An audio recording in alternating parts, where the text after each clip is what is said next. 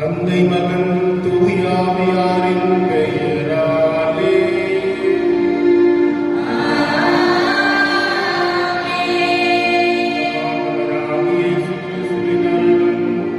கடவுளின் தூயாவியாரின் நட்புறவும் உங்கள் அனைவரோடும்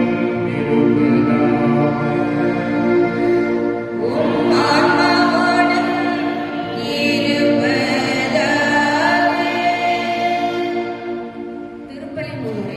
பொதுக்காலத்தின் 5ஆம் ஞாயிறு திருப்பலி கொண்டாட்டத்தில் பங்கேற்க வந்துள்ள இறைமக்களே, உங்களை அன்புடனும் மகிழ்வுடனும் வரவேற்கிறது எம் லூகா அன்பியம். இன்றைய வாசகங்கள் நம்மை சுவை உள்ளவர்களாகவும் அனைவருக்கும் ஒளியாகவும் இருக்க அழைக்கின்றது. திருமுழுக்கின் போது நாம் கோப்புடையவர்களாக உப்பை சோர்ப்பதன் மூலமாக மாற்றப்படுகிறோம். கடவுளின் அன்பு, அமைதி, மகிழ்ச்சி இன்னும் பல நமக்கு கொடுக்கப்பட்டிருக்கிறது. இதற்கு பலன் கொடுக்கும் கிறிஸ்தவர்களாகிய நாம் அனைவரும் கடவுளின் வாழ்வான அன்பு, அமைதி, மகிழ்வு அனைத்திற்கும் இன்னும் சுவையை கூட்டி நம்மை சுற்றியுள்ளவர்களுக்கு கொடுக்க வேண்டும். உப்பின் உவர்ப்பு தன்மை மாறினால் அதை என்ன செய்வது என்று இயேசு கேட்கிறார். அதற்கு பதில், கடவுள் நம்மை மீண்டும் உப்பாக கடவுளுக்காக நாம் மாற்ற அனுமதிக்க வேண்டும். திருமுழுக்கில் நாம் கையில் மெழுகுவர்த்தியை பெறும்போது அனைவருக்கும் ஒளியாக இருக்கிறோம். இயேசு நம்மை ஒளியாக இருக்க அழைக்கிறார். அது மற்றவர்களுக்கு தெரியும்படியாக இருக்க வேண்டும் என்று கூறுகிறார். மற்றவர்களின் வாழ்வில் இயேசுவின் பிரசன்னத்தை கொண்டு வர நாம் இயேசுவின் ஒளியை நம்மில் ஒளிரவிட வேண்டும். இருள் நடுவே நம் ஒளி உதிக்க வேண்டும். நற்செயல்களால் கடவுளுடன் இணைந்திடுவோம். இவரின் ஞானத்தையும் வல்லமையும் பெற்றிட இத்திருப்பலியில் உப்பாய் ஒளியாய் கலந்திடுவோம். வாரி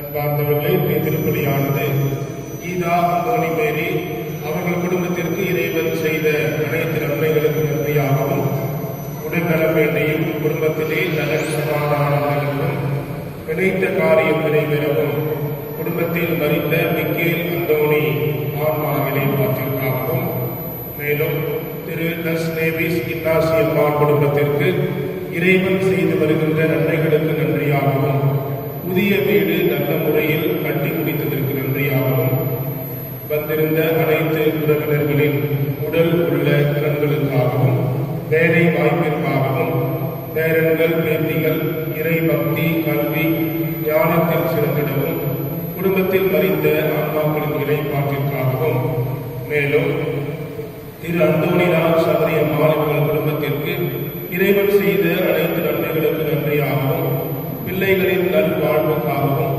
குடும்பத்தில் மறித்த மிக்கேல் ராயப்பர் 17ஆம் ஆண்டு நினைவு அவருடைய ஆன்மா இலைப்பாட்சி அடையவும், மற்றும் குடும்பத்தில் மறித்த சபரியம்மாள் மரிய நேசம், ஞானம்மாள் மரிய அலங்காரம், யாரும் நினையாத ஆன்மாக்களின் இலைப்பாற்றிற்காகவும், மேலும் அந்தோணிசாமி, ஜெகஷா இவர்களது 15வது வருட திருமண நன்றிபடியாகவும், குழந்தைகள் நலன் வேண்டியும், இவர்கள் குடும்பத்திற்கு இறைவன் செய்த அனைத்து நன்மைகளுக்கு நன்றியாகவும், உடல் நலம் வேண்டியும், குடும்ப நலன் சமாதானம் வேண்டியும், நினைத்த காரியம் நிறைவேறவும், மேலும் தலைவன் கோட்டை சேர்ந்த மிஸ்டர் ராஜா இவர்களது 50வது ஆண்டு திருமண நாள் நன்றிபடியாகவும், இறைவன் குடும்பத்திற்கு இதுவரை செய்த அனைத்து நன்மைகளுக்கு நன்றியாகவும், உடல் நலத்திற்காகவும், குடும்ப நலன் மற்றும் சமாதானத்திற்காகவும், நினைத்த காரியம் நிறைவேறவும்,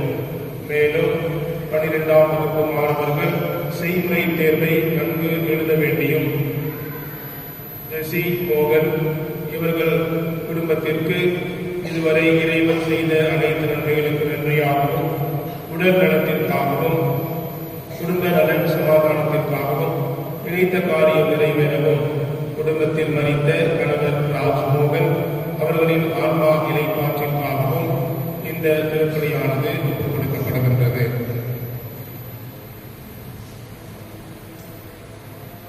அன்புமிக்க சகோதர சகோதரிகளே, நம் திருமுழுக்கின் நினைவாக நம்மீது தெளிக்கப்படும் தமது படைப்பாகிய தண்ணீரை புனிதப்படுத்தி அருளுமாறு நம் கடவுளாகிய ஆண்டவரை கெஞ்சி மன்றாடுவோமாக. அவரே நமக்கு உதவி அளித்து நாம் பெற்றுக்கொண்ட தூய ஆவிக்கு உண்மையுள்ளவர்களாய் நிலைத்திருக்க அருள்வாராக. என்றென்றும் உள்ள எல்லாம் வல்ல இறைவா, வாழ்வின் கூற்றும் தூய்மையின் தொடக்கமான தண்ணீரின் வழியாக மக்கள் புனிதமடைந்து நிலை வாழ்வின் கொடையை பெற வேண்டும் என்று திருவிழமானே இத்தண்ணீரை புனிதப்படுத்தியருள உண்மை வேண்டுகின்றோம். ஆண்டவரே, உமது நாளாகிய இன்று உமது அருள் காவலை பெற விரும்புகின்றோம். வாழ்வடைக்கும் உமது அருளின் மூச்சினை எம்மை புதுப்பித்தருளும்.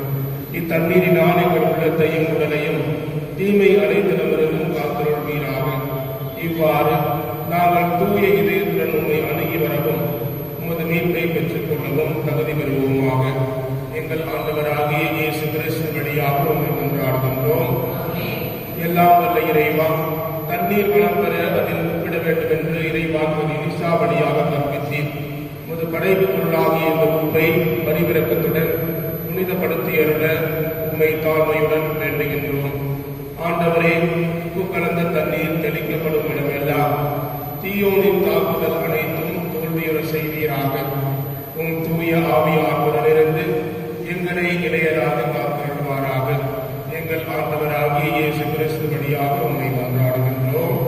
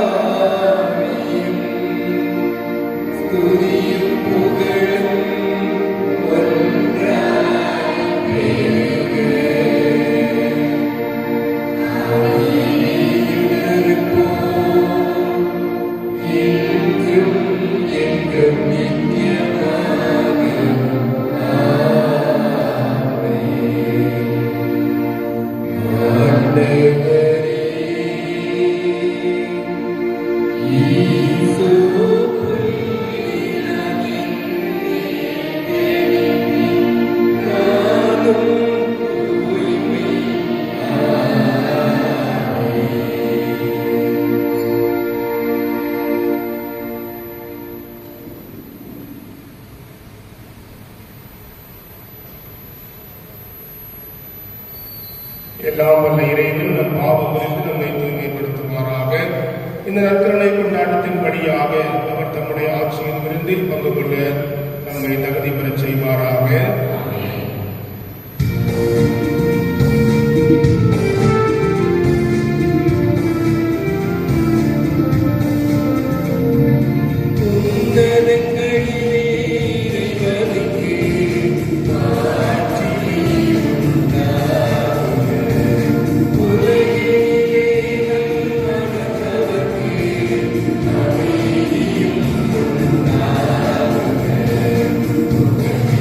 Oh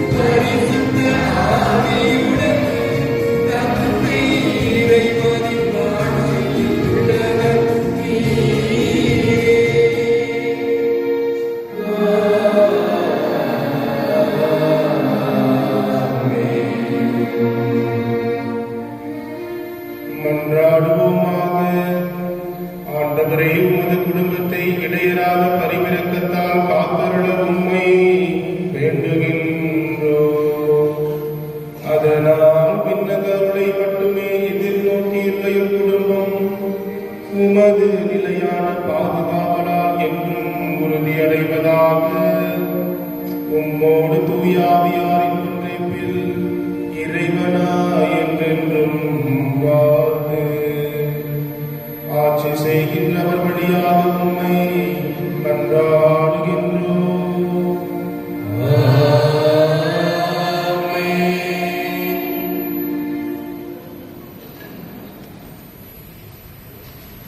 உங்கள் வாசக முன்னுரை. நாங்கள் உண்ணா நோம்பிருந்த பொழுது நீர் எங்களை நோக்காததில்லை.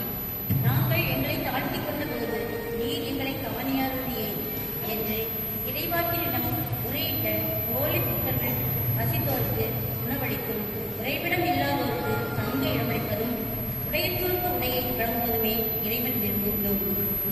உண்மையான நோம்பின் குறிக்கோளை விளக்கும் இறைவாக்கினர் எசையா மூலம் எடுத்துரைக்கும் இன்றைய முதல் வாசகத்திற்கு கவனமுடன் செவிமெடுப்போம்.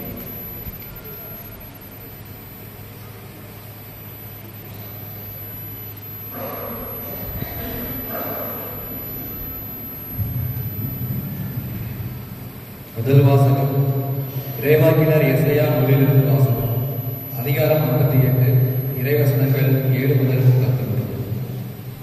பசித்தோருக்கு உங்கள் உணவை பகிர்ந்து கொடுப்பதும், தங்க இடமில்லா வறியோரை உங்கள் இல்லத்திற்கு அழைத்து வருவதும், உடையற்றவரை காணும்போது அவர்களுக்கு உடுக்க கொடுப்பதும், உங்கள் இனத்தாருக்கு உங்களை மறைத்துக் கொள்ளாதிருப்பதும் அன்றோ நான் விரும்பும் நோன்பு. அப்பொழுது உன் ஒளி விடியல் போல் எழும். விரைவில் உனக்கு நலமான வாழ்வு துளிர்க்கும். உன் நேர்மை உனக்கு முன் செல்லும். ஆண்டவரின் மாட்சி உனக்கு பின் சென்று காக்கும். அப்போது நீ ஆண்டவரை மன்றாடுவாய், அவர் உனக்கு பதிலளிப்பார். நீ கூக்குரலிடுவாய், அவர் இதோ நான் என மறுமொழி தருவார். உன்னிடையே இருக்கும் நுகத்தை அகற்றிவிட்டு சுட்டிக்காட்டி குற்றம் சாட்டுவதையும் பொல்லாதன பேசுவதையும் நிறுத்திவிட்டு பசித்திருப்போருக்காக உன்னையே கையளித்து வறியோரின் தேவையை நிறைவு செய்வாயானால் இருள் நடுவே உன் ஒளி உதிக்கும். இருண்ட உன் நிலை நண்பகல் போல் மாறும். இது ஆண்டவர் வழங்கும் அருள்வாக்கு.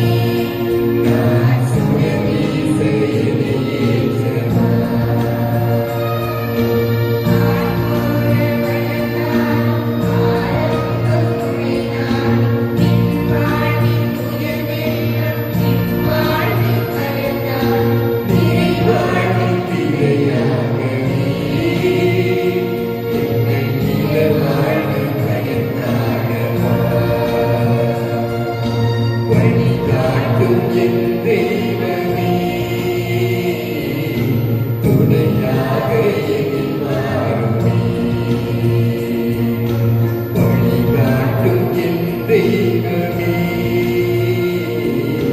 துணையாக எதில் வாருமே.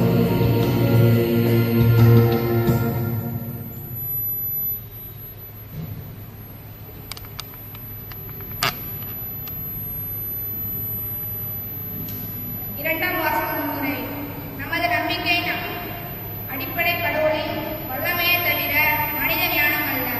இதன் அடிப்படையில் தூய பவுலடியார் தனது பணிவாழ்வை மேற்கொண்டார்.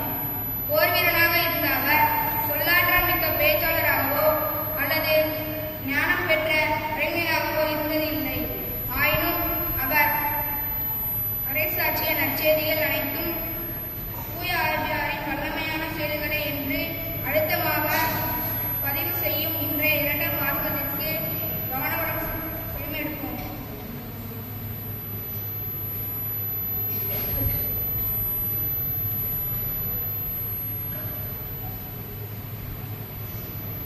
இரண்டாம் வாசகம். கடவுளை பற்றிய மறைபொருளை உங்களுக்கு அறிவித்தேன். திருத்தூதர் பவுல் கொரிந்தியருக்கு எழுதிய முதல் திருமுகத்திலிருந்து வாசகம். அதிகாரம் 2, இறை வார்த்தைகள் 1 முதல் 5 முடிய. 1 கொரிந்தியர் 2ஆம் அதிகாரம் 1 முதல் 5 முடிய உள்ள இறை வாக்குகள். சகோதர சகோதரிகளே, கடவுளை பற்றிய மறைபொருளை அறிவிக்க நான் உங்களிடம் வந்தபோது மிகுந்த சொல் வன்மையுடனோ ஞானத்துடனோ வரவில்லை. நான் உங்களிடையே இருந்தபோது மெசியாவாகிய இயேசுவை தவிர, அதுவும் சிலுவையில் அறையப்பட்ட அவரை தவிர வேறு எதையும் அறிய வேண்டும் என்று நினைக்கவில்லை. நான் உங்கள் நடுவில் வலுவற்றவனாய் மிகுந்த அச்சத்தோடும் நடுக்கத்தோடும் இருந்தேன். நான் பறைசாற்றிய செய்தி ஞானத்தின் கவர்ச்சியான சொற்களில் அமையவில்லை. ஆனால் அது தூய ஆவின் வல்லமையை எடுத்து காட்டுவதாக அமைந்தது. உங்கள் நம்பிக்கைக்கு அடிப்படை மனித ஞானம் அல்ல, கடவுளின் வல்லமையே. இது ஆண்டவர் வழங்கும் அருள்வாக்கு.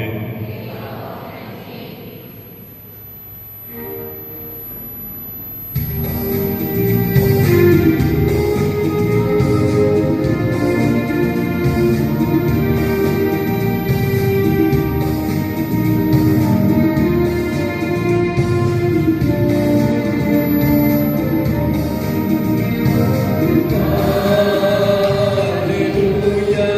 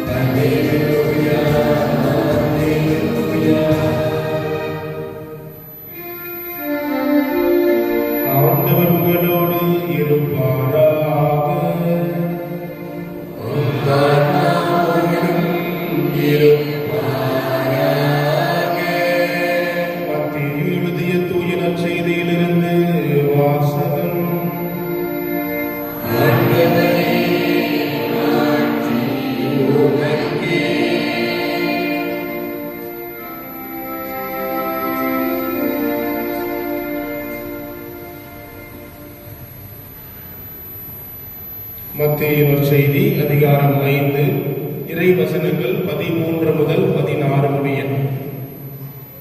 அக்காலத்தில் இயேசு தம் சீடரை நோக்கி கூறியது, நீங்கள் மண்ணுலகிற்கு உப்பாயிருக்கிறீர்கள். உப்பு உவர்பற்று போனால் எதை கொண்டு அதை உவர்ப்புள்ளதாக்க முடியும்?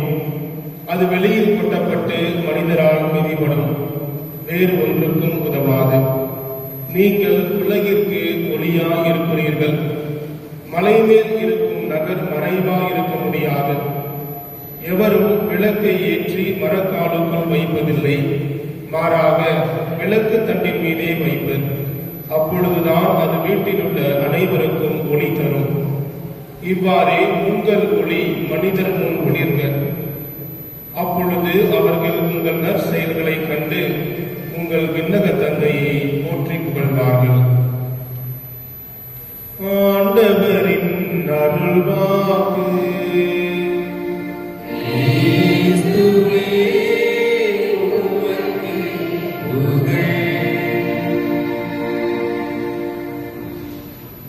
இயேசு கிறிஸ்துவில் பிரியமானவர்களே, புது காலத்தின் 5ஆம் ஞாயிறில் நாம் பயணித்துக் கொண்டிருக்கின்றோம். இன்றைய நாளிலே நமக்கு வாசகங்கள் எல்லாம் என்ன அழைப்பு கொடுக்கிறது என்றால், நாம் இந்த உலகிற்கு உப்பாகவும் ஒளியாகவும் இருக்க வேண்டும் என்று அழைப்பு விடுக்கின்றன.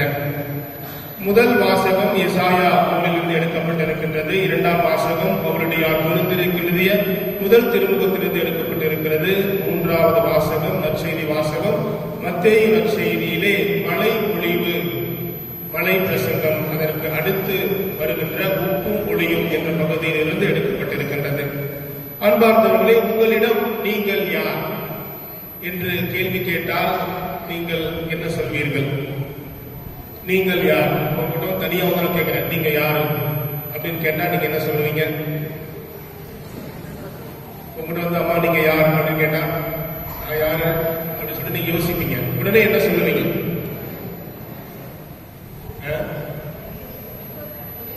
உங்களுடைய பேரை சொல்லுவீங்களா? ஓகே, சரி. நீங்க இந்த உலகிற்கு யார்? உலகிற்கு ஒளி அப்படின்னு சொல்றாங்க. அம்மா சொல்றாங்க, நான் இந்த உலகிற்கு ஒளி. 1000 வோல்ட்ஸ் பல்பு மாதிரி லைட் தெரியுது, இந்த உலகிற்கு ஒளி. நீங்கள் இந்த உலகிற்கு யார்? நீங்கள் இந்த உலகிற்கு யார் என்பதை நீங்கள் தொடர்ந்து சிந்தித்துக் கொண்டே இருங்கள். இன்றைய நாளிலே இந்த வாசகங்களானது நமக்கு இந்த உலகிற்கு நாம் யார் என்று சொல்லுகின்றது. இந்த நற்செய்தியிலே நாம் பார்க்கின்றோம், இந்த மண் உலகிற்கு நீங்கள் யாராக இருக்கிறீர்கள்? நீங்கள் மண் உலகிற்கு உப்பாய் இருக்கிறீர்கள். நீங்கள் இந்த மண் உலகிற்கு உப்பாய் இருக்கிறீர்கள்.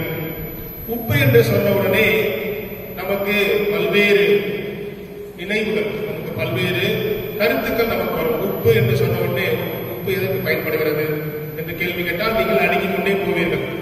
உப்பு எதற்கு பயன்படுகின்றது? உப்பு என்பது என்ன? உப்பு என்பது சுவையை, உணவிற்கு சுவையை கொடுக்கின்றது. உப்பு கரையை போக்கின்றது. உப்பு கரையை போக்கின்றது. பதப்படுத்த உணவுப் பொருட்களை பதப்படுத்த பயன்படுகின்றது. வேறு எதற்கெல்லாம் உப்பானது பயன்படுகின்றது?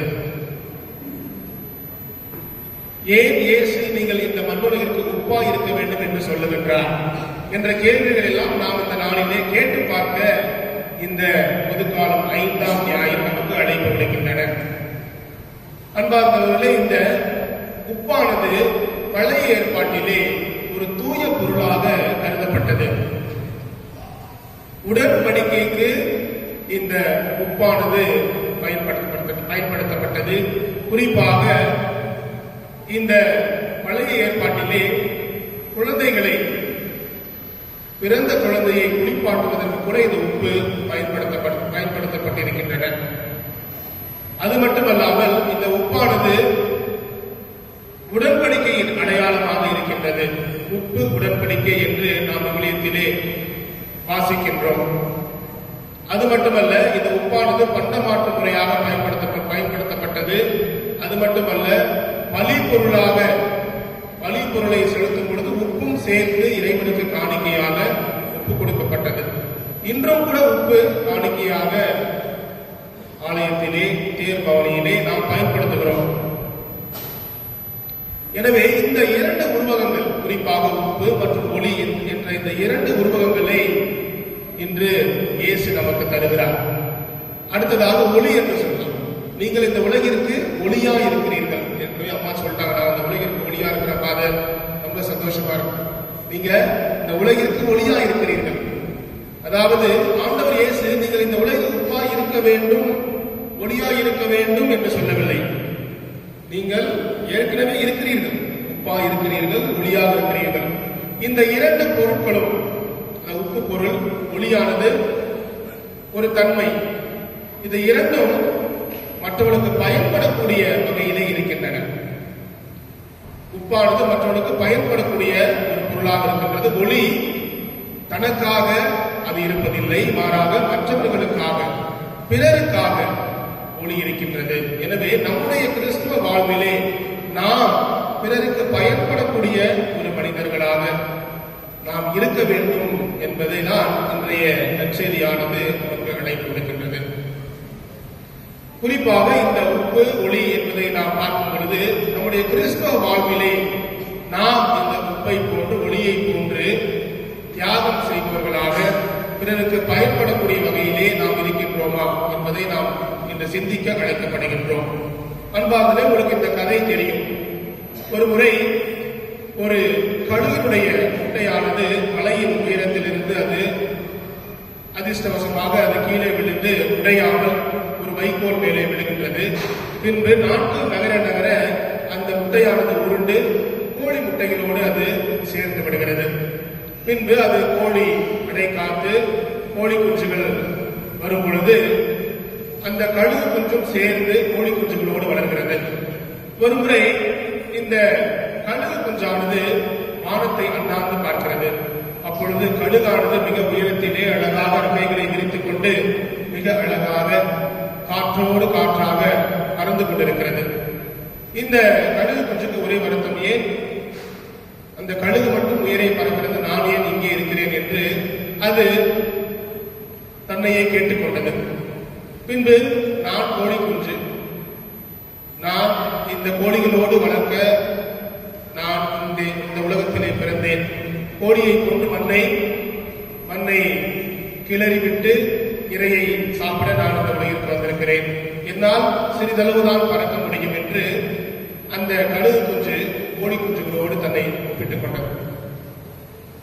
இறுதி வரை அது இவ்வாறே நினைத்தது, நாம் ஒரு கோழி குஞ்சு என்று நினைத்தது.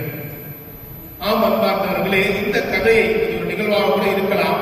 இதை நம்மோடு நம் வாழ்க்கையோடு ஒப்பிட்டு பார்க்கலாம்.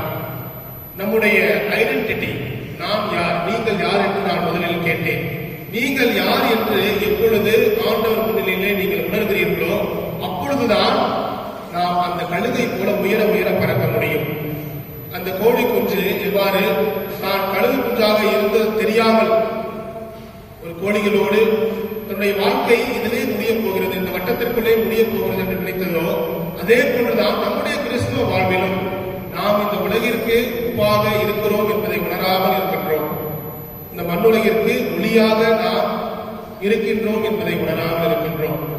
அப்படி நாம் உணர்ந்துவிட்டால் கண்டிப்பாக நாம் நம்முடைய கிறிஸ்துவ வாழ்விலே உயர உயர பறக்க நாம் முன் வருவோம், உயர உயர பறந்து கொண்டே இருப்போம்.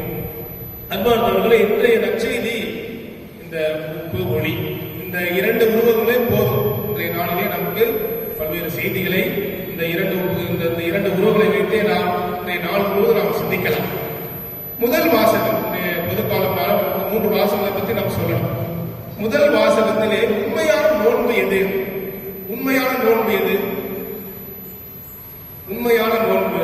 நேற்று இதை பத்தி ஓய்வெடுத்தல் பத்தி பேசும் பொழுது ஒரு விஷயம் சொன்னேன். இந்த மாதிரி நேற்று வந்தவங்களுக்கு ஆலயம் கோயிலுக்கு வந்தவங்களுக்கு தெரியும், இது கெவியில போய் சரிச்சப்ப இந்த உண்மையான நோன்பு என்பது ஒரு காமெடியா சொன்னாலும் உண்மையான நோன்பு என்பது என்ன என்பதை இன்றைய நாளிலே உங்களிடம் கேட்க ஆசைப்படுகின்றேன். உண்மையான நோன்பு என்பது என்ன? உங்களுடைய புரிதல் என்ன? உண்மையான நோன்பு. தவக்காலம் வரப்போகுது, சாம்பல் புதன் வரப்போகுது, அதுக்கு முன்னாடி கொடுத்த செவ்வாய் கூட இருக்கலாம், அதுக்கப்புறம்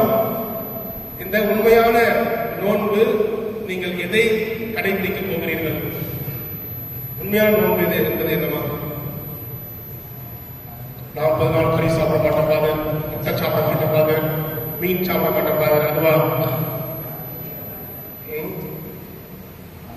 மனம் திரும்புதல், மனம் திரும்புதல் மெட்டனோயா அப்படின்னு சொல்லுவோம். நாம் நம்முடைய வாழ்க்கையை திரும்பி பார்த்து நம்முடைய வாழ்க்கையிலே நாம் சரியாக பயணிக்கவில்லை என்றால் நாம் சரியான பாதையில் பயணிக்க வேண்டும் என்று நாம் மனம் திரும்பி ஒரு புதிய வாழ்விற்காக நாம் நுழைவது, புதிய வாழ்விற்காக நம்மையே நாம் தயாரிப்பு செய்வது. இன்றைய முதல் வாசகத்திலே உங்களுக்கு இன்னைக்கு ஆன்சர் எல்லாம் வாசகத்திலே இருக்கு. அதனாலதான் உங்களோட கேள்வி கேட்கிறேன். எல்லா ஆன்சர் வாசகங்கள்ல இருக்கு. முதல் வாசகம் உண்மையான நோன்பு என்பது பசித்தோருக்கு உங்கள் உணவை பகிர்ந்து கொடுப்பதும், தங்க இடமில்லா வறியவரை உங்கள் இல்லத்திற்கு அழைத்து வருவதும், உடையற்றோரை காணும் போது அவர்களுக்கு உடுக்க கொடுப்பதும், உங்கள் இனத்தாருக்கு உங்களை மறைத்துக் கொள்ளாதிருப்பதும் அன்றோ நாம் விரும்பும் நோன்பு. கடவுள் விரும்பும் நோன்பு இதுதான். பசித்தோருக்கு உணவை அளிக்க வேண்டும், யார் இல்லாமல் இருக்கிறார்களோ அவர்களுக்கு கொடுக்க வேண்டும், யார் உடையற்று இந்த அடிப்படை தேவைகளான உணவு உடை இருப்பிடம் இல்லாதவர்களுக்கு நாம் நம்மையே கையளிக்க வேண்டும். இதுதான் ஒரு உயரிய நோன்பு, இதுதான் கடவுள் விரும்பும் நோன்பு. அதைதான் இந்த முதல் வாசகத்திலே எசாயா இறைவாக்கு அழகாக சொல்லுகின்றார். அப்போ நாம் இப்படி செஞ்சோம் அப்படின்னா என்ன ஆகும்? அப்பொழுது உன் ஒளி விடியற் போல் இடும். நீங்கள் இந்த மண்ணுலகிற்கு ஒளியா இருக்கிறீர்கள் ஏற்கனவே சொல்லிட்டார். எஸ், அப்ப உங்களுடைய இந்த ஒளியானது விடியல் போல் இடும். அது மட்டுமல்ல, விரைவில் உனக்கு நலமான வாழ்வு துணிருக்கும். என்னுடைய குடும்பத்தில் அமைதி இல்லை, குடும்பத்திலே பல சோதனைகள் வருகிறது, பல கஷ்டங்கள் வருகிறது அப்படின்னு சொல்றவங்க இன்றைய வாசகம் அழகான பதிலை சொல்லுகிறது. விரைவில் உனக்கு நலமான வாழ்வு துணிருக்கும், உன் நேர்மை உனக்கு முன் செல்லும். இவ்வாறு எசாயா இறைவாக்கு அழகாக அருமையான இறை வார்த்தைகளை நமக்கு சொல்லுகின்றார். இரண்டாவது வாசகத்திலே பார்க்கின்றோம், கடவுளை பற்றிய மறைபொருளை உங்களுக்கு அறிவித்தேன் என்று பவுலடியார் சொல்லுகின்றார். அன்பார்ந்தவர்களே, பவுலடியார் பேசும் பொழுது ஒரு முரண்பாடாகவே பேசுவதாகவே நமக்கு தெரியும். ஆனால் அதில் உள்ளார்ந்த அர்த்தம் இருக்கின்றன. குறிப்பாக, நான் மிகுந்த சொல்வன்மையினோ ஞானத்துடனோ நான் வரவில்லை என்று தன்னையே தாழ்த்திக் கொள்கிறார். 2வது அதிகாரம் 1 முதல் 5 உள்ள வசனங்கள், அந்த வசனங்களை பார்க்கும் பொழுது ரொம்ப ஆழமான பொருள் பதிந்த கருத்துக்களாக இருக்கிறது. அதை வச்சு நாம ஒரு மாதம் கூட சிந்திக்கலாம். கடவுளை பற்றிய மறைபொருளை அறிவிக்க நான் உங்களிடம் வந்தபோது மிகுந்த சொல்வன்மையுடனோ ஞானத்துடனோ வரவில்லை, மாறாக நான் உங்களிடையே இருந்தபோது மெசியாவாகி இயேசுவை தவிர, அதுவும் சிலுவையில் அறையப்பட்ட அவரை தவிர வேறு எதையும் நான் அறிய வேண்டும் என்று நினைக்கவில்லை.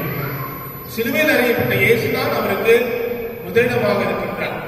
ஞானம், இந்த உலக ஞானம், மனித ஞானம், இந்த உலகிலிருந்து வருகின்ற ஞானம், விண்ணிலிருந்து வருகின்ற ஞானம், மண்ணுலகிலிருந்து வருகின்ற ஞானம், இதில் எதை நாம் கடைபிடிக்கின்றோம்? விண்ணிலிருந்து வருகின்ற ஞானம் தூய ஆவிடமிருந்து வருகின்றன. அந்த ஞானத்தை நாம் எந்த அளவிலே நாம் உணர்ந்து கொள்கிறோம்? மனித அளவிலே வருகின்ற அந்த ஞானத்தை நாம் எந்த அளவிலே கடைபிடிக்கின்றோம்? இன்றைய காலகட்டத்திலே மனித ஞானமானது இறை ஞானம், தூயாவிய ஞானத்தை விட அதிகமாக மக்களால் கடைபிடிக்கப்பட்டு வருகின்றது என்பதுதான் நிதர்சனமான உண்மை.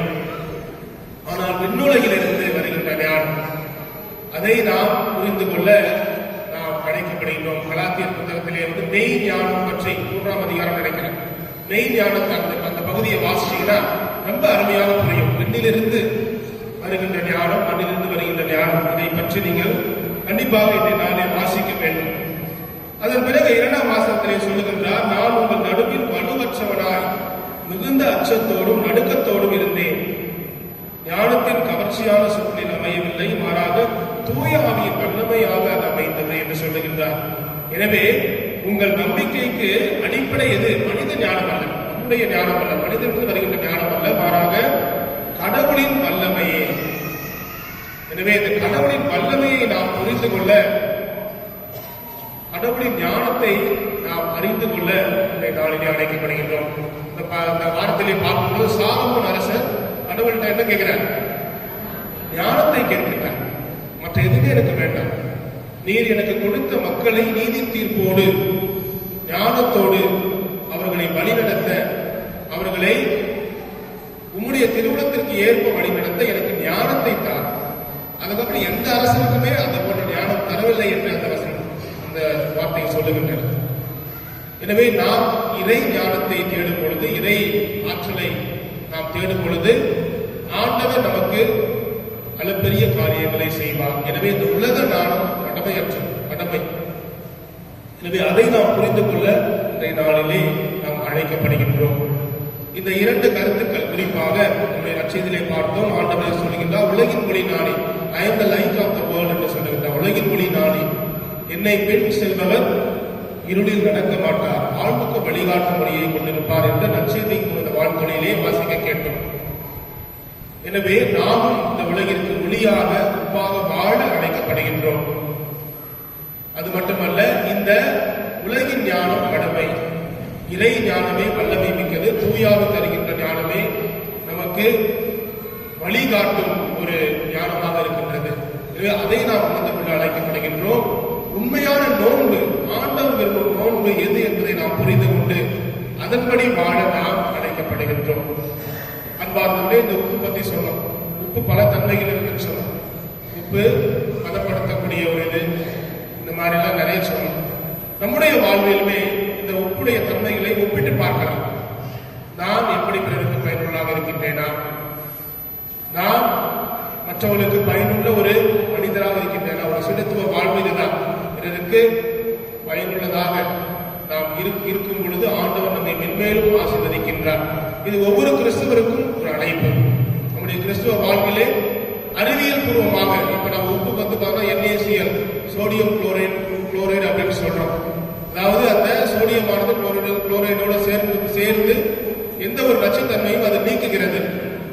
அதே போலதான் நாம் இந்த மண்ணுக்கு உப்பாக இருக்கும் பொழுது ஆண்டவரோடு நாம் இணைந்து மிகப்பெரிய அற்புத காரியங்களை செய்ய முடியும்.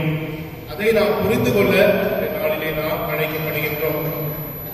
அப்படி நாம் அதை புரிந்து கொள்ளும் பொழுது நாம் ஒரு பயனுள்ள வாழ்வை இந்த உலகிற்கு வாழ முடியும். இறுதியாக உங்கள்கிட்ட யாரா கேட்டாலும் நீங்க யாரும் கேட்டா நான் சொல்ல முடியும், நான் இதுதான், இந்த உலகிற்கு நான் ஒளி, என்னுடைய குடும்பத்திற்கு நான் ஒளி, இந்த திரு அவைக்கு நான் ஒளி, என்னுடைய பிள்ளைகளுக்கு நான் உப்பாக இருக்கின்றேன், நான் ஒளியாக இருக்கின்றேன் என்று நம்மால் சொல்ல முடியும். எனவே இந்த நாளிலே இதை மையமாக வைத்து சிந்திப்போம். தொடர்ந்து இதை அருளால் தொடர்ந்து இந்த திருப்பணியிலே இணைந்து ஜெபிப்போம். ஆமென்.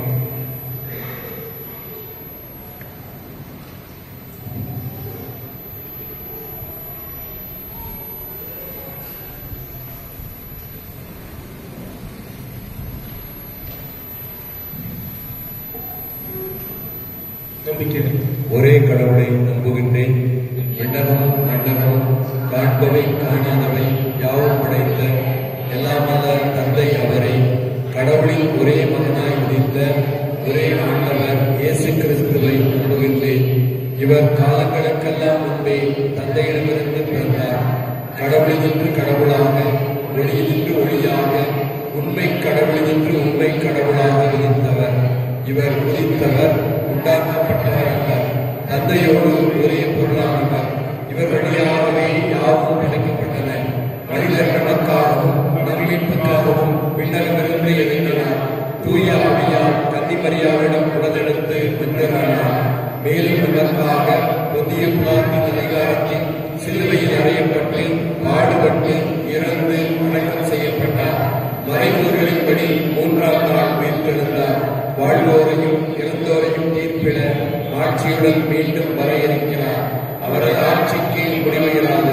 தந்தையிடமிருந்தும் மகனிடமிருந்தும் புறப்படும் ஆண்டவர் உயிரளிப்பவருமான தூய ஆவியாரை நம்புகின்றேன். இவர் தந்தையோடும் மகனோடும் ஒன்றாக ஆராதனையும் ஆட்சியும் பெறுகின்றார். இறைவாக்கினர்கள் வாயிலாக பேசியவர் இவரை. ஒரே புனித கத்தோலிக்க திருத்தூதர் வழிவரும் திரு அவையை நம்புகின்றேன். பாவ மன்னிப்புக்கான ஒரே திருமணத்தை ஏற்றுக்கொள்கின்றேன். இறந்தோரின் உயிர்ப்பையும் வரவிருக்கும் மறுமலக வாழ்வையும் எதிர்பார்க்கின்றேன். ஒளியாக உப்பாக இருக்கக்கூடிய இறைவனிடம் நம்முடைய மன்றாட்டுக்களை அப்பா தந்தையே என்ற உரிமையோடு எடுத்து சொல்வோம்.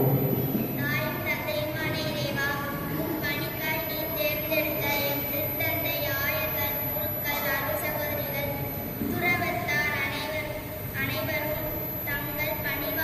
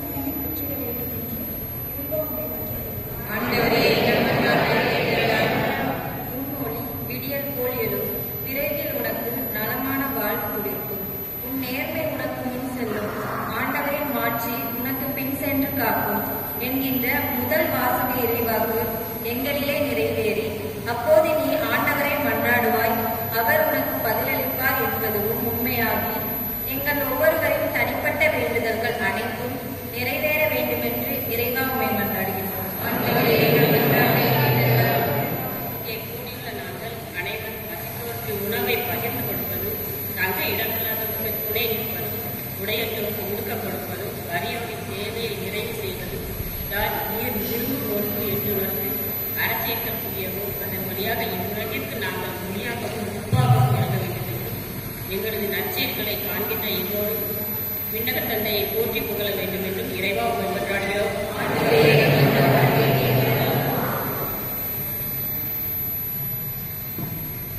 நம்முடைய தனிப்பட்ட கருத்துக்களுக்காக சிறிது நேரம் மௌனமாக மன்றாடுவோம்.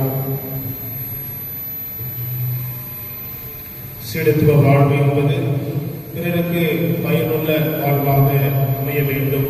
அதற்கு உருவகமாக உப்பையும் ஒளியையும் இன்று நமக்கு இறைவன் ஒரு உருவமாக கொடுத்து சிந்திக்க அழைப்பு விடுத்திருக்கின்றார். எனவே நம்முடைய வாழ்வானது பிறருக்கு பயனுள்ள ஒரு கிறிஸ்துவ வாழ்வாக அமைய வேண்டும் என்று இறைவனிடம் வரங்கள் கேட்போம். மேலும் இறைவன் தொடர்ந்து நமக்கு பல்வேறு அருள் வரங்களை பெற்றுத் தருவார் என்ற நம்பிக்கையோடு தொடர்ந்து அவருடைய அருளுக்காகவும் அவருடைய ஆசீருக்காகவும் இந்த திருப்பலியில் தொடர்ந்து வேண்டுவோம். இந்த கொண்டாட்டங்களை எல்லாம் எங்கள் ஆண்டவராகிய இயேசு கிறிஸ்து வழியாக பாதத்திலே காணிக்கையாக வைத்து ஏற்றி கொண்டாடுகின்றோம்.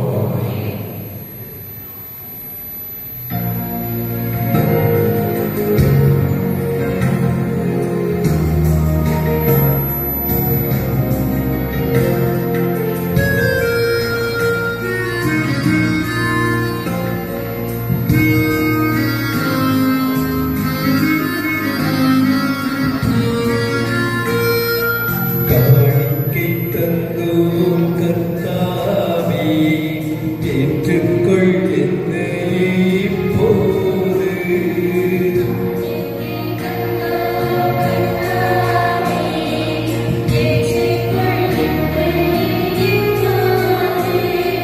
கண்கொண்டு பாரும் கடவுளின் மகனே,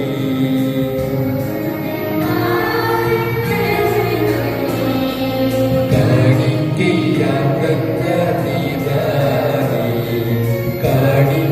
தந்தோம் கர்த்தாவே, ஏற்றுக்கொள் என்னை இப்போது.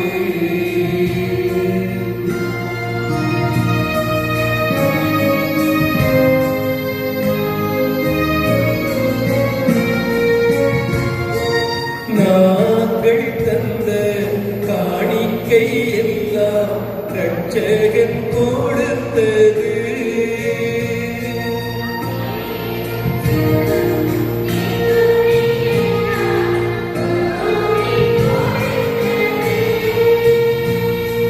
நாங்கள் தந்த காணிக்கை எல்லாம் ரட்சகன் கொடுத்தது.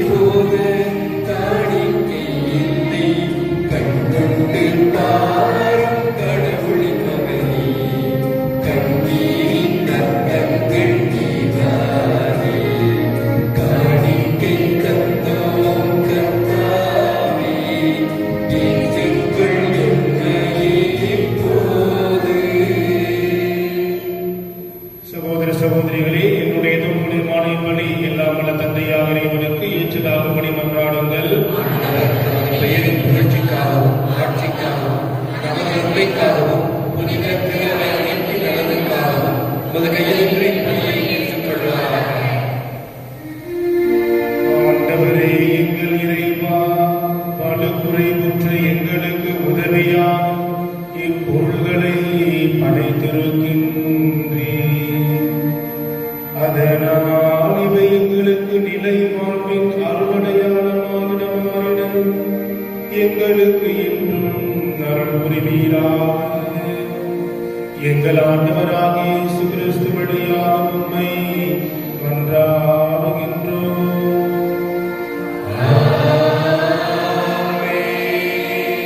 ஆண்டவர் உங்களோடு இருப்பாராக.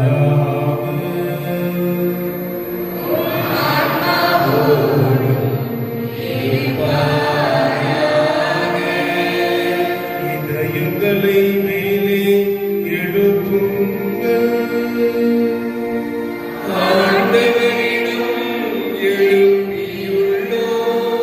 நம் இறைவனாகிய ஆண்டவருக்கு நன்றி கூறுவோம்.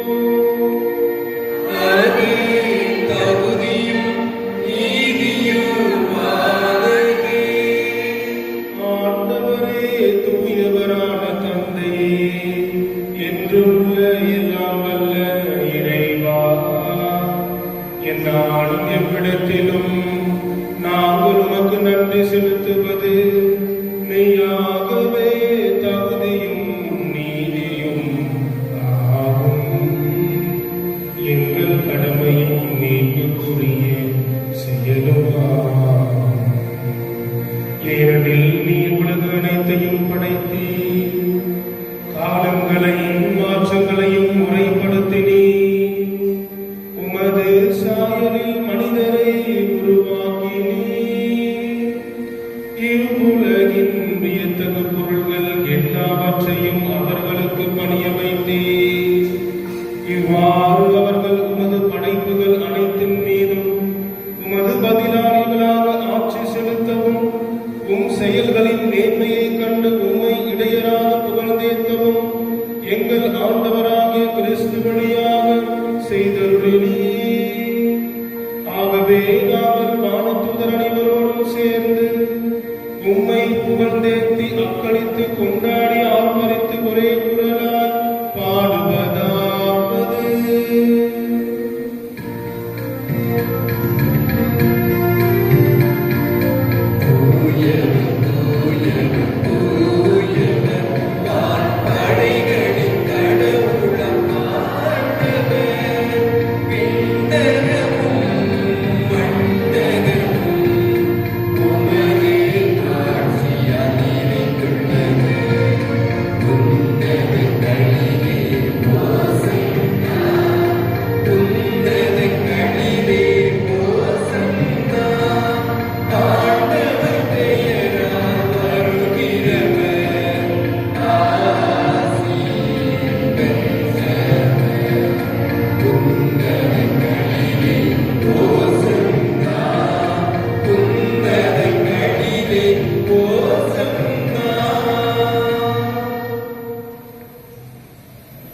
ஆண்டவரே, நீர் மெய்யாகவே தூயவர். உம்முடைய படைப்புகள் எல்லாம் உம்மை புகழ்வது தகுமே.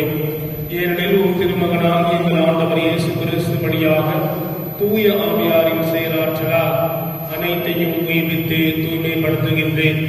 கதிரவன் தோன்றி மறையும் வரை உமது பெயருக்கு தூய காணிக்கையை கொடுக்குமாறு உமக்கென மக்களை இடையராது கொண்டு சேர்த்து வருகின்றேன். எனவே ஆண்டவரை உமக்கு அர்ப்பணிக்க நாங்கள் கொண்டு வந்துள்ள காணிக்கைகளை அதே ஆவியால் தூய்மைப்படுத்த தாழ்மையுடன் கொண்டாடுகின்றோம். இவ்வாறு உம் திருமகனாகிய எங்கள் ஆண்டவர் இயேசு கிறிஸ்துவின் உடலாகவும் இரத்தமாகவும் எங்களுக்கு இவை மாறுபடமாக.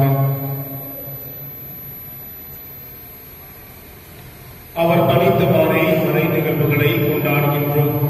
ஏனெனில் அவர் காட்டிக் கொடுக்கப்பட்ட இரவில் அப்பத்தை எடுத்து உமக்கு நன்றி செலுத்தி ஆசி வழங்கி அதை விட்டு தம் சீடர்களுக்கு அளித்து அவர் கூறியதாவது: அனைவரும் இதிலிருந்து பெற்று உண்ணுங்கள், ஏனெனில் இது உங்களுக்காக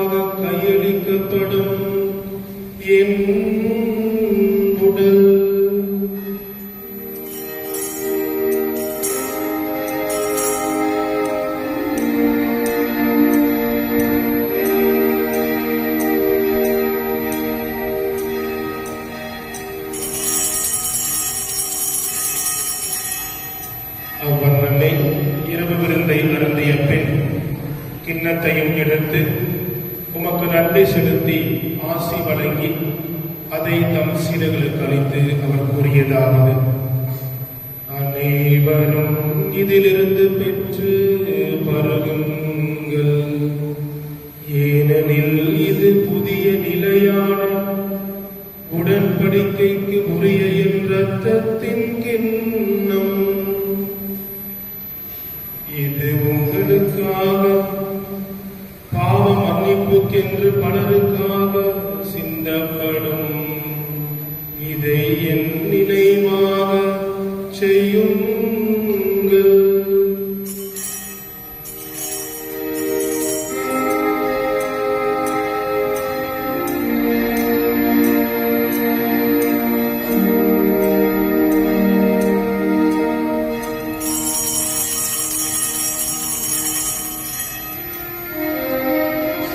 நம்பிக்கையின் மறைபொருள்.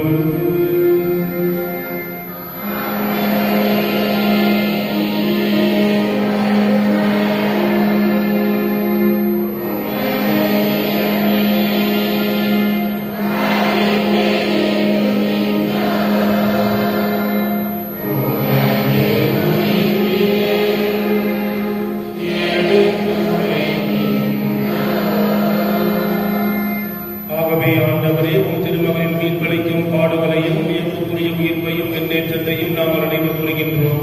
இவர் மீண்டும் வருவார் என எதிர்பார்த்திருக்கும் நாங்கள் இப்புனிதமான உயிருள்ள பலியை நன்றி செலுத்தி உமக்கு ஒப்புக் கொடுக்கின்றோம். உமது திருஅவையின் காணிக்கையை கண்ணோக்கி அருள உம்மை மன்றாடுகின்றோம். இப்பலியினால் நீர் விளக்கரிய திருவிழமானீர். இவ்வாறு உடைய திருமகனின் திருவிடல் திருத்தத்தால் கூட்டப்பெறும் நாங்கள் அவருடைய தூய ஆவியால் நிரப்பப் பெற்று கிறிஸ்துவுக்குள் ஒரே உடலும் ஒரே உள்ளமும் உடையவராக விளங்கச் செய்வீராக. இவரே எங்களை உமக்கு என்றும் காணிக்கையாக்குவாராக. இவ்வாறு உம்மால் தெரிந்து கொள்ளப்பட்டவர்களோடு முதலாக புனிதமிக்க கன்னையும் கடவுளின் தாயுமான மரியா, அவருடைய கணவரான புனித யோசேப்பு, புனித திருத்தூதர்கள், மாட்சிமிகு மறை சாட்சியர், மற்ற புனிதர்கள் அனைவரோடும் நாங்கள் உரிமை பேச்சுக்கு தகுதியுடையோராவோமாக.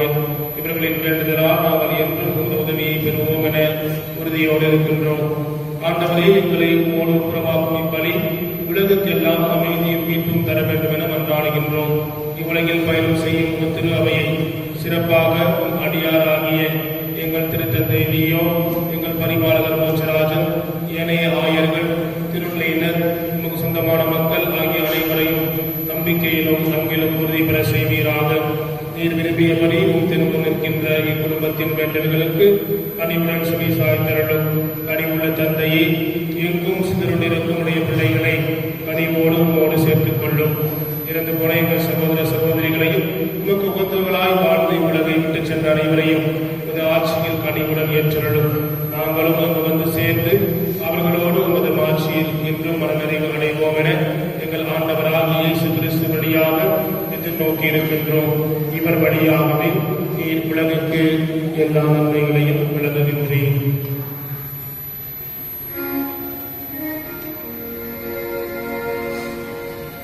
இவர் வழியாக இவரோடு இவரில் எல்லாம் வல்ல இறைவனாகிய தந்தையே, தூய ஆவியாரின் ஒன்றிப்பில் எல்லா புகழும் ஆட்சியும் என்றென்றும் உரியதே.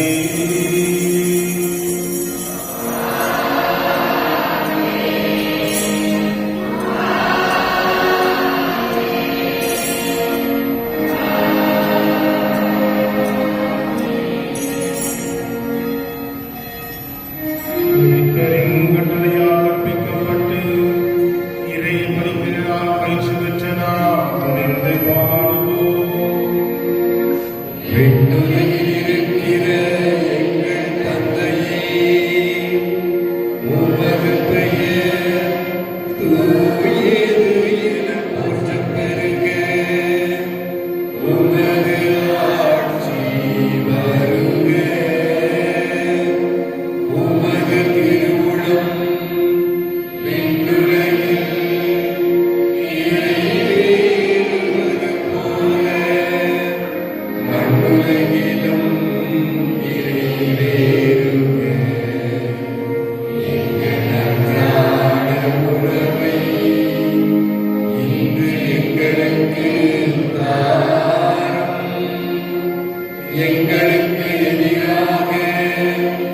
குற்றம் செய்வோரை நாங்கள் மன்னிப்பது போல எங்கள் குற்றங்களை மன்னியும். எங்களை சோதனைக்கு உட்படுத்தாதேயும். தீமையிலிருந்து எங்களை விடுவித்தருளும்.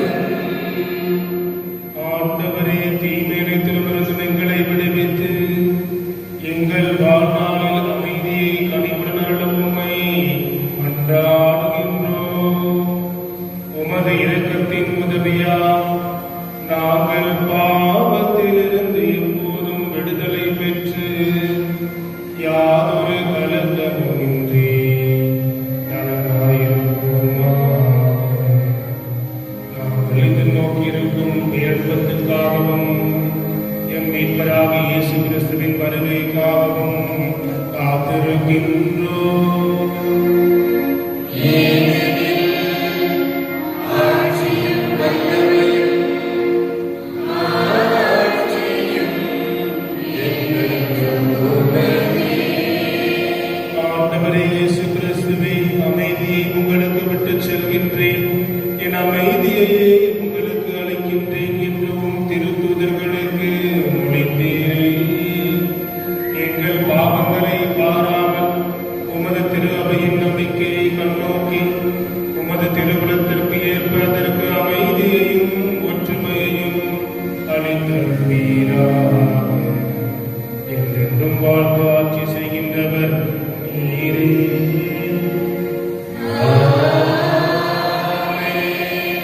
ஆண்டவருடைய அமைதி உங்களோடு என்றும் இருப்பதாக.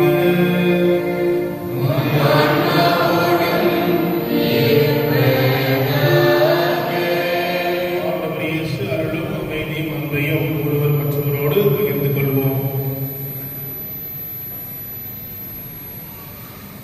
உலகின் பாவங்களை போக்கும் இறைவனின் செம்மறியே, எங்கள் மேல் இரக்கமாயிரும். உலகின் பாவங்களை போக்கும் இறைவனின் செம்மறியே, எங்கள் மேல் இரக்கமாயிரும். உலகின் பாவங்களை போக்கும் இறைவனின் செம்மறியே, எங்களுக்கு அமைதி அளித்தருளும்.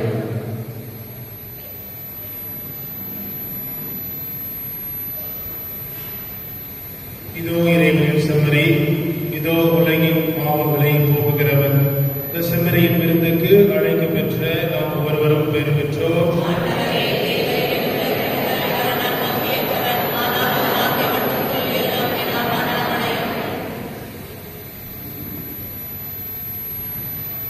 கிறிஸ்து இயேசுவின் திருவுடலும் திருரத்தமும் நம்மை காத்து நம்மை வாழ்விப்பதாக.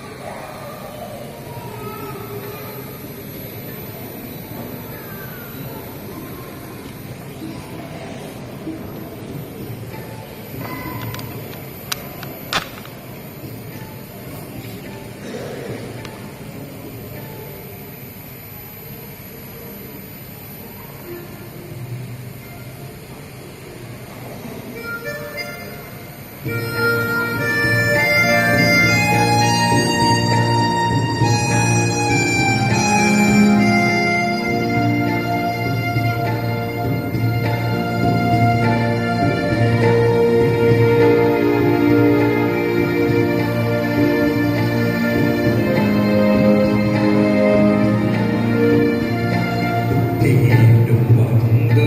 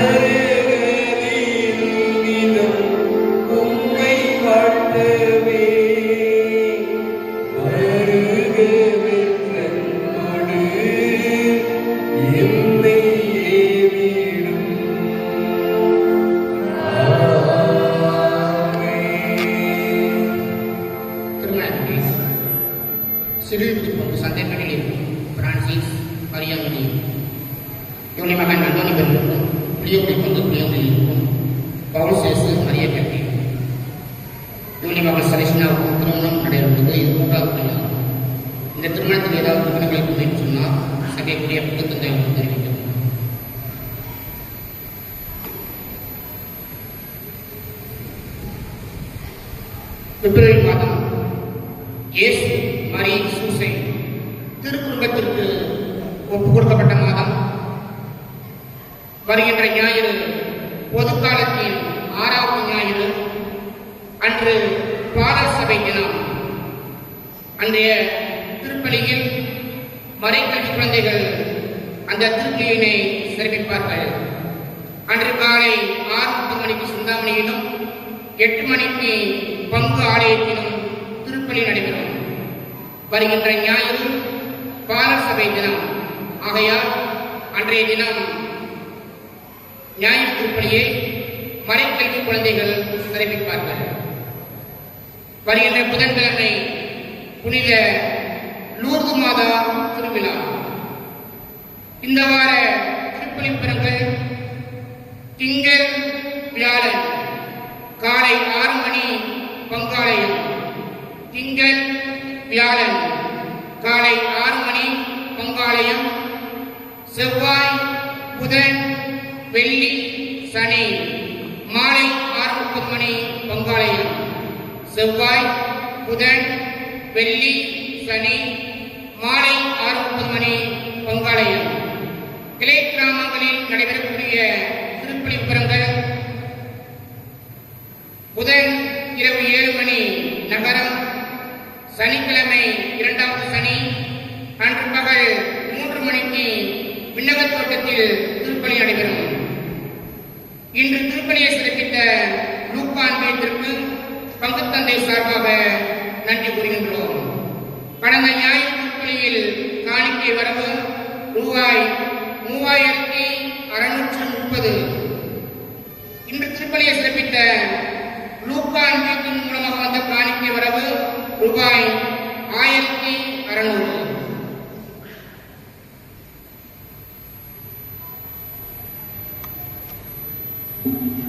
இன்று அனுப்பிய காலம் 5வது மாதம் இந்த நாளை சிறப்பு செய்த லூக்கா அன்பிய குழுக்களுக்கு நாம் கடவுளை எழுப்பி நம்மை நன்றிகளை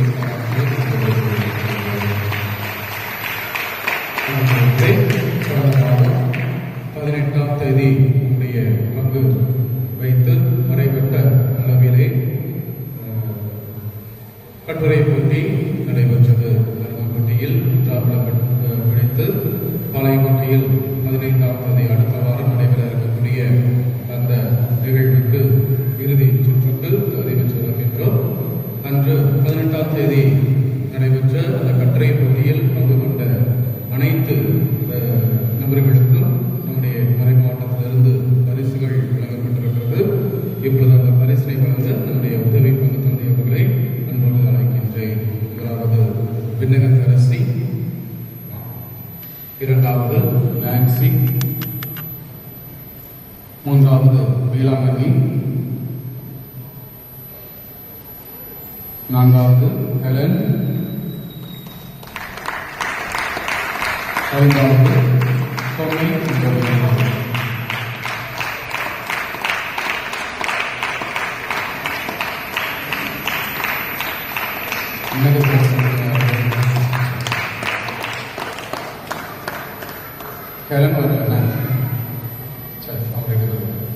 அதற்கு அடுத்தபடியாக நம்முடைய பங்கு அளவிலே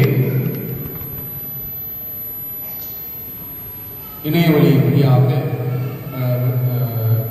போட்டிகளானது நடைபெற்றது. நான் அதை திருத்தணும்னு சொல்லி பல நாள் கஷ்டப்பட்டு ஒரு வழியாக திருத்தி முடிச்சுட்டேன்.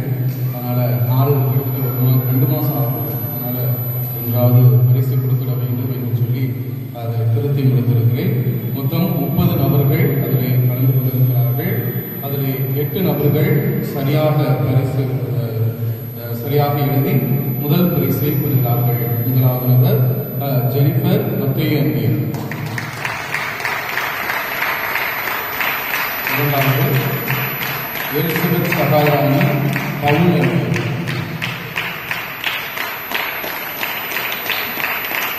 இலாம் ஆக்னஸ் மேரி மத்தேயு அன்பியர், சரிகா மத்தேயு அன்பியர், ஜனதா நாத் அன்பியர், கிறிஸ்டின் தேவி மத்தேயு.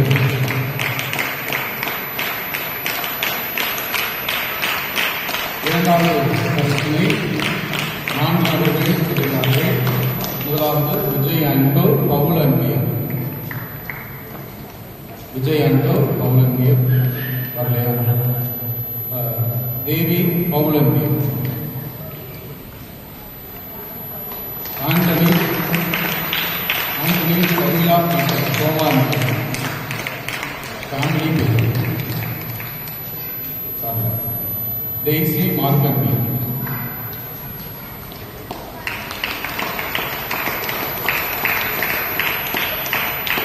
மூன்றாவது நான்சி பவுல் அன்பியர், ராஜம்மாள் மத்தேயு அன்பியர்,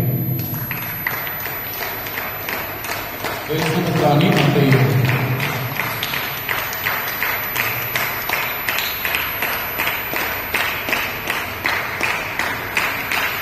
மூன்றாவது ஆறுதல் பரிசு பெறுபவர்கள் லீமாரோஸ் பவுல் அன்பியர், லீமாரோஸ் பவுல் அன்பியர், மகேஸ்வரி லாரன்ஸ் அன்னை மரியாள் அன்பியர், இருதயம் Pavul அன்பியர்,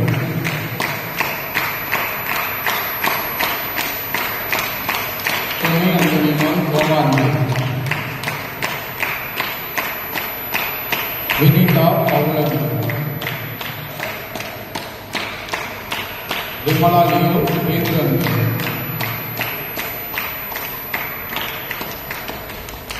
Sundar Vyavakan Markandi,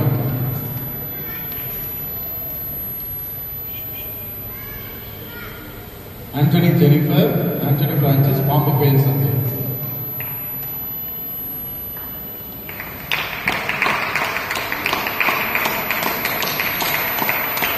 Piula Kavalani.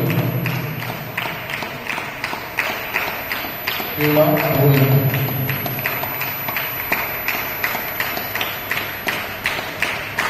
Inasi Mal, Kalayarasi, Komandi, Maria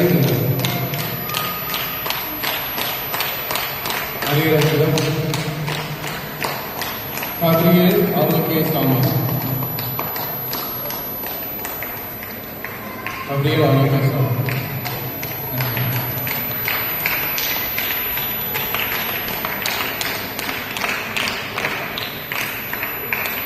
நன்றி. அன்புக்குரியவர்களே, இதில் நிறைய கரெக்ஷன்ஸ் இருந்துச்சு. ஒரு சில பேர் நல்லா எழுதியிருக்காங்க. ஆனால் பைபிள் வார்த்தைகள் போடுறதுனால அவங்களுக்கு மார்க் கொடுக்கப்படவில்லை. எனவே கலந்து கொண்ட ஒவ்வொருவருக்கும் நான் மனதார அன்போடு பாராட்டுகின்றேன். அன்புக்குள்ளே ஒரு சிறிய அறிவிப்பு. ஏற்கனவே நான் இதை சொல்லியிருக்கிறேன். மீண்டும் முறை இதை நினைவுபடுத்துகின்றேன். பங்கு என்பது பங்கு தந்தையை சார்ந்தது. பங்கில் நடைபெறக்கூடிய ஆன்மீக கூட்டங்கள் எதுவாக இருந்தாலும் பங்கு தந்தையினுடைய அனுமதியோடு நடைபெற வேண்டும். அது அன்பிய கூட்டமாக இருக்கலாம் அல்லது ஜெப கூட்டமாக இருக்கலாம். பங்கு தந்தையினுடைய அனுமதி இல்லாமல் நடைபெறுகிறது என்று சொன்னால் அது பங்கு தந்தைக்கு எதிராக செயல்படுகின்ற கூட்டமாக கருதப்படும். நான் ஏற்கனவே ஒரு சில நபர்களிடம் தனிப்பட்ட முறையிலே சொல்லியிருக்கின்றேன். என்னுடைய அனுமதி இல்லாமல் நீங்கள் கூட்டத்திற்கு செல்லக்கூடாது, கூட்டத்தை கூட்டக்கூடாது என்று சொல்லியிருக்கின்றேன். கடந்த நவகாலத்தின் பொழுதும் இது நடந்தது, இன்னும் நடந்து கொண்டிருக்கிறது என்பதை நான் கேள்விப்படுகின்றேன்.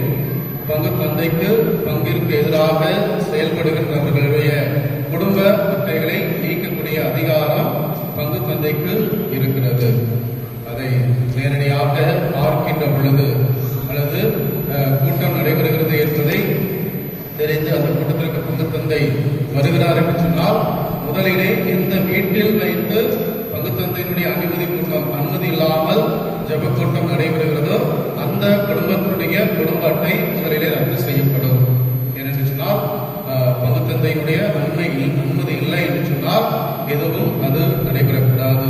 நீங்கள் அனுமதிக்கிறீர்கள் என்று சொன்னால் உங்களுடைய அந்த குடும்ப அட்டை முதலிலே ரத்து செய்யப்படும். இரண்டாவதாக அந்த கூட்டத்தில் கலந்து கொள்ளக்கூடியவருடைய குடும்ப அட்டைகளும் ரத்து செய்யப்படும். எனவே இது நான் 3 வருஷமா சொல்லிக்கிட்டே இருக்கிறேன். மறுபடி நடைபெறுகிறது என்று சொன்னால் எனக்கு கடினமாக இருக்கிறது. இதை நான் பலமுறை யோசித்துதான் சொல்கிறேன். இது சரியா இல்லையா என்பதை யோசித்து சொல்கிறேன். என்னுடைய அனுமதி இல்லாமல் நடைபெறுகிறது. பார்த்தீங்க அப்படின்னா நான் திரும்பவும் சொல்றேன், அறிவிப்பு கொடுக்கும்போது எந்திரிச்சு போகாதீங்க. இன்னைக்கு கிட்டத்தட்ட 10 பேருக்கு மேல எந்திரிச்சு போயிட்டாங்க. எனவே எனக்கு தெரியாது, உங்களுக்கு தெரியாது என்று சொல்வது என்பது நல்லது அல்ல. எனவே வருகின்ற நாட்களிலே இது போன்ற கூட்டங்கள் நடைபெறக்கூடாது. பங்கு தந்தையினுடைய அனுமதி இல்லாமல் கூட்டம் கூட வேண்டும், ஜெபிக்க வேண்டும் என்று சொன்னால் பங்கு தந்தையினுடைய அனுமதியை பெறுங்கள். அதே போன்று ஆலயத்தில் வந்து ஜெபியுங்கள். கோயிலை விட நற்கரணை ஆண்டவரோட இதை விட பெரிய காரியம், பெரிய இடம் எங்கே இருக்க போகுது? நற்கரணை ஆண்டவரை விட்டுட்டு வேற இடத்துக்கு தேடி போகிறது என்பது அது ஏற்றுக்கொள்ள முடியாத ஒன்று. எனவே நான் அதை நேரடியாக பார்க்கின்ற பொழுதோ அல்லது கேள்விப்பட்டு நடவடிக்கை எடுக்கின்ற பொழுதோ மன்னிச்சுக்கோங்க மட்டும் தயவு செய்து வராதிங்க.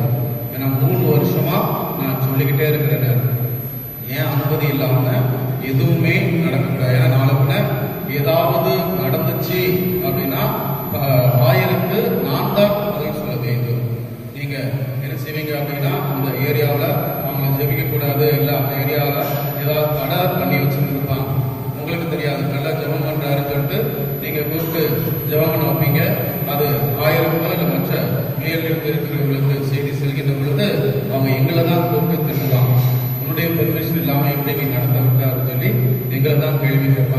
எனவே மீண்டும் சொல்கிறேன், பங்கு தந்தையினுடைய அனுமதி இல்லாமல் நடைபெறுகின்ற பொழுது அதை நிரூபிக்கின்ற அவசியம் கிடையாது. நான் நேரடியாக பார்த்தாலோ அல்லது கேள்விப்பட்டாலோ அந்த வீட்டில் யார் வீட்டில் முதல் நடக்குதோ அவங்க வீட்டு கடை தான் முதல் கேன்சல் பண்ணுவேன். அதுக்கு பிறகு நாங்கள் வரி கட்டியிருக்கிறோம், அது கட்டியிருக்கோம், இப்படி பண்ணியிருக்கோம், அப்படி பண்ணியிருக்கிறோம், அதெல்லாம் செல்லுபடி ஆகாது என்பதை அன்போடு தெரிவித்துக்கிறேன். கண்டிப்பாக சொல்லலை, அமைதியாக தான் சொல்கிறேன், கோபப்படலை.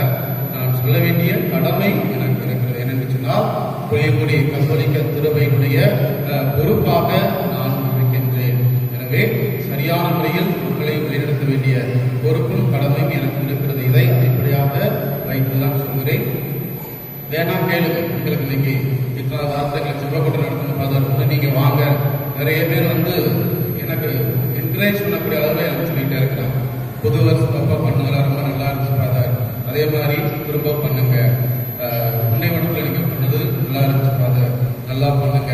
நான் ஏன் பண்ண வேண்டாம்னு நினைக்கிறேன் அப்படின்னா, எனக்குள்ள உள்ள ஒரே ஒரு கேள்வி என்னன்னா, நானும் அவங்களும் ஒரே மாதிரி நீங்க நினைச்சுக்க முடியாது. பொருட்கள் வேற, மற்றவர்கள் என்பது வேறு. என்னையும் அந்த லிஸ்ட்டை நீங்க சேர்த்துருங்க. என்ன அவரை விடவா இவர் நல்லா கொடுப்பாரு, பண்ணிட்டாரு அப்படிங்கிற கம்பாரிசன் வந்துருக்கிறதுக்காகத்தான் வச்சுக்கிட்டு இருந்தாலும் உங்களுக்கு ஆன்மீக தேவை என்று சொன்னால் அதை ஆலயத்தில் வைத்தோ அல்லது உங்களை வீடுகளில் வைத்தோ நடத்துவதற்கு நான் தயாராக இருக்கிறேன். ஒண்ணு நீங்க நான் வந்தாலும் சரி, இல்லை நீங்க வேண்டாங்க இந்த பாதத்துக்கு வாங்க சொல்லுங்க சொன்னாலும் நான் வைக்கிறதுக்கு தயாராக இருக்கிறேன். எனவே தயாராக இருக்கக்கூடிய தந்தையினுடைய மனதை இந்த போர் செய்கின்ற பொழுது, கஷ்டப்படுத்துகின்ற பொழுது அது நன்றாக இருக்காது. எனவே எது நடந்தாலும் பங்கு தந்தையினுடைய அனுமதியோடு நடத்துங்கள். இல்லை என்று சொன்னால் பங்கு தந்தை எடுக்கக்கூடிய நடவடிக்கைக்கு நீங்கள் உட்பட்டு ஆக வேண்டும் என்பதையும் அன்போடு தெரிவித்துக் கொள்கிறேன். எழுந்து இறைவனுக்கு நன்றி செலுத்துவோம்.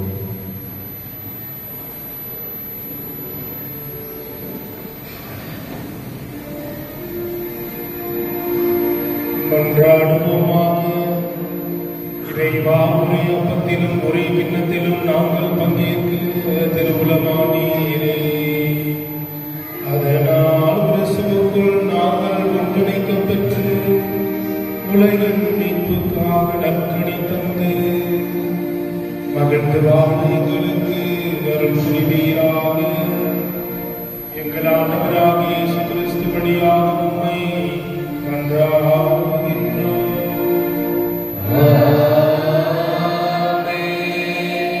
ஆண்டவர் உங்களோடு இருப்பாராக.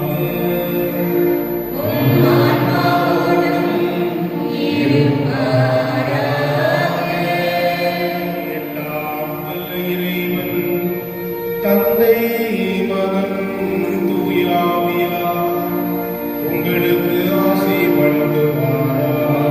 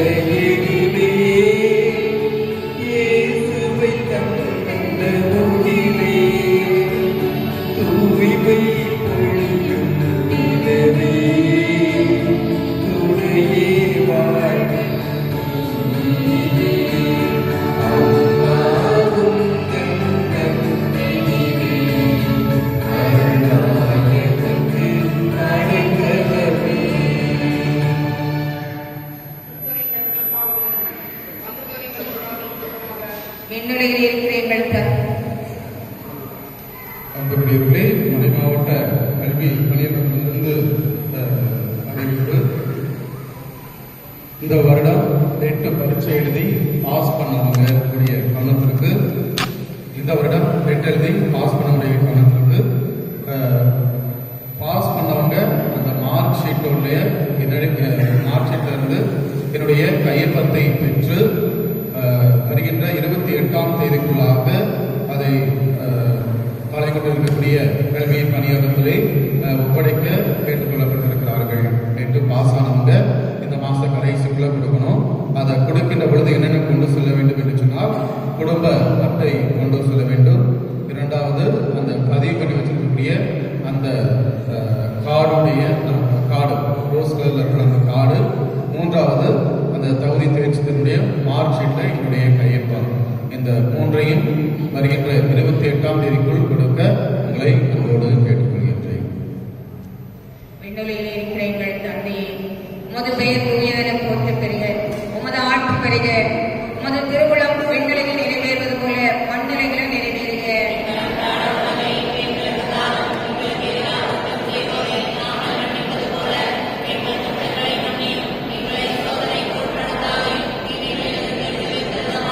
அருள் நிறைந்த மரியே வாழ்க. ஆண்டவர் உடனே பெண்களுக்குள் ஆசி பெற்றவள் நீரே. உடைய திருவயிற்றின் கனியாகிய இயேசுவும் ஆசி பெற்றவரே.